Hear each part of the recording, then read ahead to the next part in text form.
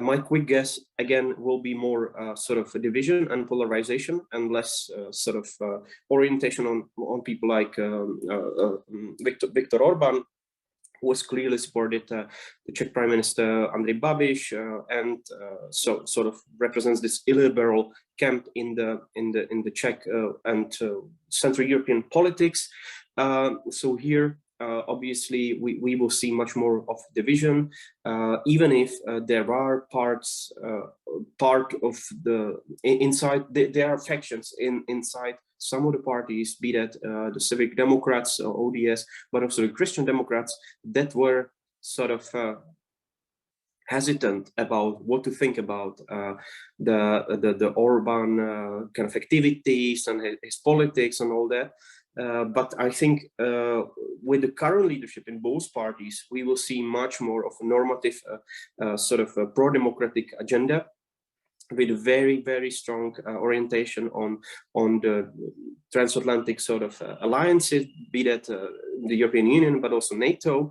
There are even talks about establishing a specialized ministry for European integration, re-establishing that after a really long time. So this just illustrates how the pro-Western leaning of the government will be there, and a flirtation with sort of Russia, China, but also Turkey and other countries that have very bad human rights and democracy track record, will be just on the second sort of.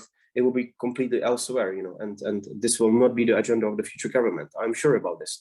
So my guess is that we will have much more of sort of a two-line approach. We will have Poland and Hungary on one hand, and then we will have much more of a Czech and Slovak cooperation within the V4 sort of regional cooperation on the other hand. So this will go in very much opposite directions, and what you might have heard is that we also have a very troubled relationship now with the Polish government over the coal mining issue in Turów, just on the border between Czechia and Poland, which the Polish government has really decided to escalate very dramatically, and that has really worsened the traditional, very warm sort of relationship between Czechia and Poland as a two neighboring countries. So here I somehow expect that the new government, the new coalition government, will invest in relations with neighbors.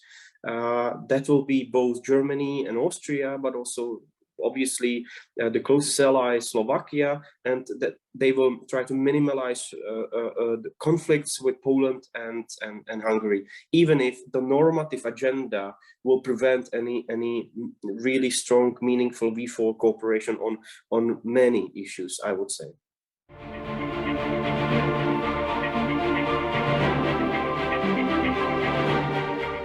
We will see much more investment in the Czech Eastern policy, including Ukraine, most prominently, but also other countries of the Eastern Partnership, like Georgia and Moldova. So we have a very close and warm relationship with Moldova, but also with representatives of the Zelensky sort of government. And so here I would say that these relations will warm up, and we will be more active than we used to be, even if the Czech foreign policy has been quite consistent and consistently supporting Ukraine on all fronts, be that Crimea, be that the east of Ukraine.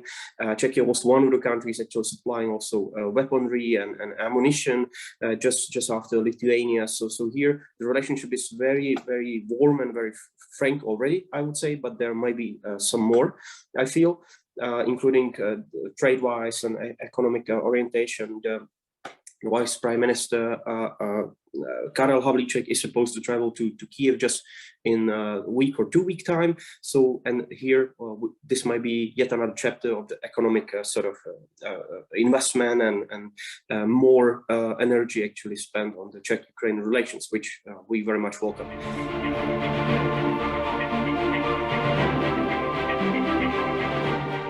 What matters really for relations in case of Russia is that I don't expect any sort of warming up, any major change in a positive sense, But obviously, and this is something that we have been advocating for, to establish a more normative line and normative sort of orientation towards the Russian society, to support the Russian opposition, civil society, independent media, and also show sort of like a tough hand towards the Russian regime, because this is something that we have sort of missed to some extent when listening to the rhetoric of the current foreign minister, Mr. Kulhánek, who has spoken about two possible vectors for the Czech future orientation vis-a-vis Russia: people-to-people ties, and also the sort of economic warming up, which I disagree with. That can be apolitical, sort of, as he tries to see that himself. So he would go in these two directions. I cannot imagine that Czechia will be investing substantially in the economic relations with Russia with the new cabinet. But the people-to-people ties and the humanitarian dialogue with the Russian society, I think there is a chance that this will deepen and this will go sort of further into the detail and sort of be more elaborated from the point of view of the Czech foreign policy. So this is something that we have been advocating for quite some time. So here, my guess is that relations with Russia will not improve anytime soon. Everybody on the Czech political scene has basically said so, including the current prime minister, including people from the Prague Castle office. Even if there might be some reshuffling on the other side, that means the more normative way of doing foreign policy agenda that was also reflected in the foreign programs of the political parties, going back all the way to Václav Havel and the human rights tradition in the Czech foreign policy.